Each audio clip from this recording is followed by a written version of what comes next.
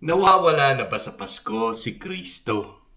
Kasi naalala ko, 10 years ago, nung kararating lang namin sa Vancouver, yung mga bata, napasok sa public school, maliliit pa sila noon. Tapos may Christmas pageant at the time na pinanood namin. So from kindergarten to grade 7, nagkaroon ng presentations. Ang finiture ay iba't ibang celebrations, iba't ibang kultura, all over the world. So hinihintay ko, syempre, yung finale, di ba? Pero habang nagtuloy-tuloy yung mga performances ng mga bata from kindergarten, grade 1, grade 2, hanggang grade 7, yung last presentation, hindi lumabas si Kristo. So nagtataka ako, saan siya napunta? Hindi ba si Kristo ang dahilan ng Pasko? Ang Pasko ay dahil kay Kristo. Isabuhay at ilagay sa puso. Igitna sa pamilya, ituro sa mga bata siya ang pag-asa, pag-ibig, biyaya. Ang dahilan ng Pasko, si Kristo.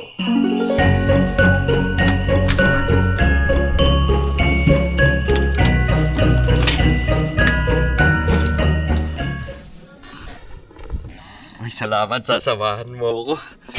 Nak. Ang lamig na. Kalilipat lang namin dito sa Edmonton nung summer dahil ang mahal na masyado sa Vancouver. Hindi na kinaya. Dito medyo mura pa. Medyo kaya pa ng konti. Pero ito naman pagkakaiba. Dang dang dang. Naknakan ng lamig. May bibilin tayo at sale sa Michaels. Bibili tayo ng Advent wreath.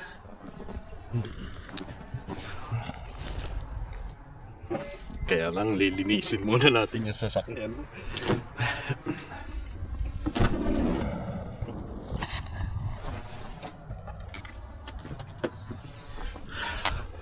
Alas 5:30 pa lang ng hapon.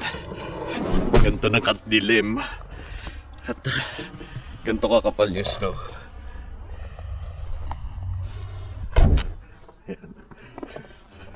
Ay nako. Linis muna bago alis.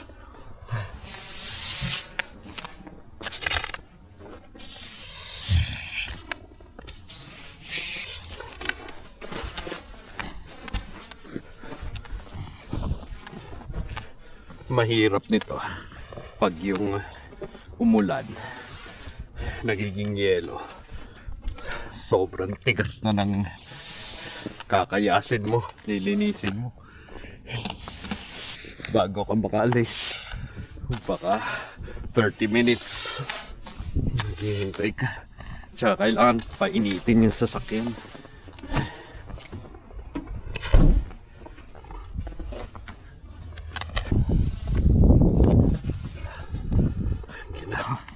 Ginaw sa kamay.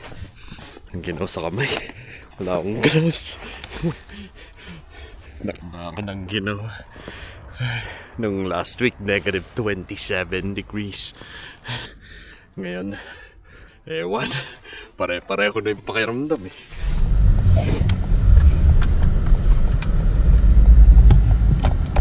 Nakakamiss magpasko sa Pilipinas.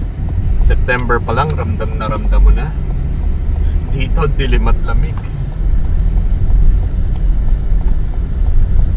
Pero amidst the busyness, yung dami ng hinahabol natin, mga kailangan bilhin, mga handaan at celebration at reunions, sana ilagay pa rin natin si Kristo sa gitna ng lahat na ito.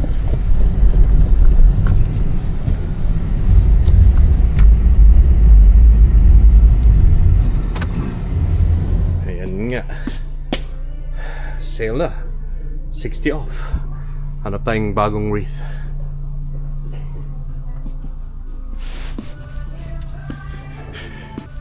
Ito na.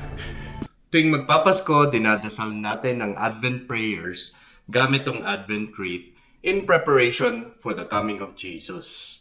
Maganda magdasal kasama yung buong pamilya. Minsan parang nagbubunod ng ngipin para yayain yung mga bata para magdasal, pero nasasanay din sila.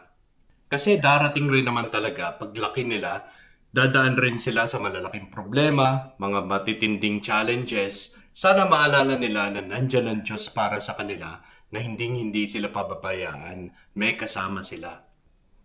Yung first candle, sisindihan natin on the first Sunday of December. And it is the prophecy candle, which represents hope.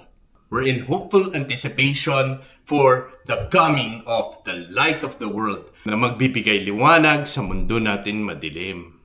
Puno na ng pagan practices ang Pasko, lalong-lalo na dito sa parte ng mundo na to. Hindi naman mapunuan ang emptiness ng ating mga puso nang wala si Kristo. Amidst the cold and the darkness, Jesus comes to be the light of the world. In Him was life, and the life was the light among all people. The light shines in the darkness, and the darkness did not overcome it. I wonder how Jesus is inviting us na magkaroon ng pag-asa dito sa panahon na to. Yung pangalawang purple candle, sisindihan natin sa pangalawang Sunday ng December. It's the Bethlehem candle, and it represents peace and preparation. Paano kaya tayo ini-invite ni Jesus para maghanda para sa pagdating niya? Kung abala tayo sa kung ano-ano, marami tayong hinahabol, mga regalo, mga handaan, malamang wala tayong peace. Pero kung nakafocus tayo ngayong panahon na to sa Kanya at hindi sa atin mga sarili, kahit man maraming problema ang pinagdadaanan, ito yung message natin, which is, have no anxiety at all, but in everything, by prayer and petition, with thanksgiving, make your requests known to God. Then the peace of God that surpasses all understanding will guard your hearts and minds through Christ Jesus. On the third Sunday, ang sisindihan natin ay yung pink candle. It is the shepherd's candle. And it represents joy. Kasi palapit na ng palapit ang Pasko, so we're in joyful anticipation for the birth of the Lord. And I wonder paano tayo ginayaya ni Jesus, paano natin mararamdaman itong joy na bigay niya ngayong panahon na to. And ang fourth and last purple candle na sisindihan natin sa pang-apat na linggo ng Desyembre ay ang angel's candle, which represents love. We reflect dun sa pagmamahal ni God sa atin na binigay niya yung kaisa-isang anak niya para salbahin tayo. And I wonder, paano tayo ini-invite ni Jesus para magmahal dito sa panahon na to? Yung mahalin, yung malalapit sa atin sa buhay na minsan naiit sa puwera natin sa kabisihan. Magmahal dun sa mga mahirap mahalin, which is mahirap nga. At magmahal dun sa mga nangangailangan. Ito talaga mahirap. Kasi madalas gipi tayo, di ba? Pero naaalala ko yung nagsaserve kami sa Gawad Kalinga, yung Work with the Poor ng Couples for Christ at the time, kung saan nagsaserve kami sa SIGA program, which stands for Serving in God's Army. At yung mga kabataan doon at mga pamilya nila, hirap naman talaga sa buhay. Pero kahanga-hanga talaga kasi pag may nangangailangan at may mga sakuna, sugod ka agad ang tropa. Ito yung panahon na gumawa kami ng mga bahay ng 1 linggo sa Naga, sa Bicol, nung panahon na nasalanta ito ng bagyo. Kahit yung iba, walang-wala, handa pa rin tumulong. Handa pa rin magbigay. Kung gusto nyo pala at kaya nyo magbigay ng konti, the Work with the Poor program of Couples for Christ, ANCOP, Answering the Cry of the Poor, has a Give Love on Christmas campaign ongoing. Check out the link below. At pinaka-importante syempre pagdating sa panahon na to ay magsimba kasama ng pamilya. Napakaswerte natin mga Pilipino kasi naging tradisyon natin yung simbang gabi. Dito sa Edmonton, sa Vancouver, marami rin para siya sa Canada, baka nga sa North America nagsisimula na rin yung tradisyon ng simbang gabi kasi ang daming Pilipino. Nung bata ako, ang simbang gabi, simbabae kasi sumisilay lang ako sa crush ko. At kumakain ng puto bongbong, puto kawali, tumatambay kasama ng tropa. And I fail to realize that the Mass is actually the greatest form of worship. Kasi dito natin na-encounter si Christ. And through the Holy Eucharist, Christ is with us and in us para matuloy natin tong buhay na to na aayon sa Kanya.